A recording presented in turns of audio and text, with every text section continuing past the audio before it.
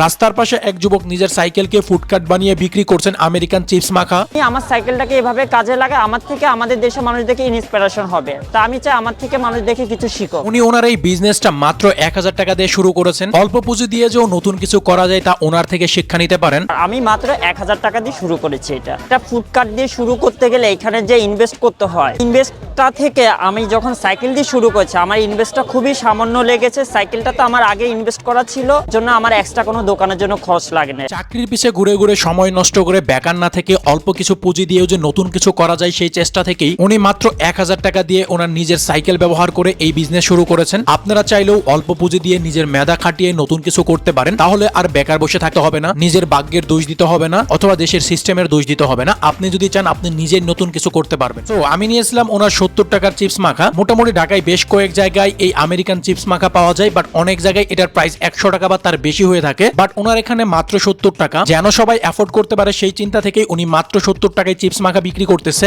আর হ্যাঁ, আপনি চাইলে যে কোনো চিপস দিয়ে এখানে কাস্টমাইজ করে আপনার চিপস মাখাটা বানিয়ে নিতে পারবেন। এই চিপস মাখায় মূলত ব্যবহার করা হয় পেঁয়াজ, মরিচ, ছোলা, টমেটো, চিকেন সহ আরো বেশ কয়েক ধরনের ইনগ্রেডিয়েন্টস। এই চিপসের রেগুলার একটা টেস্ট আছে, বাট এই টেস্টের সাথে যখন আলাদা বেশ কয়েক ধরনের ইনগ্রেডিয়েন্টস মিক্স করা হয় এরপর এটার টেস্ট মনে হয় বহুগুণে বেড়ে গেছে। অ্যাকচুয়ালি আপনি যদি স্ট্রিট ফুডের মধ্যে একটু ডিফারেন্ট কিছু ট্রাই করতে চান তাহলে অবশ্যই এই চিপস মাখাগুলো ট্রাই করতে পারেন। আমার কাছে মনে হয় আপনার কাছে বেশ ভালোই লাগবে। বাই দ্য ওয়ে, সাইকেল বা স্ট্রিট ফুড কার্ডের লোকেশন হচ্ছে মিরপুর 12 সাগুপ্তা 0 পয়েন্ট। সো আপনারা এখানে আসলে এটা ট্রাই করে দেখতে পারেন। আর আজকের ভিডিওটা এই পর্যন্তই, দেখা হচ্ছে অন্য কোনো ভিডিওতে। সে পর্যন্ত ভালো থাকেন, সুস্থ থাকেন, আল্লাহ হাফেজ।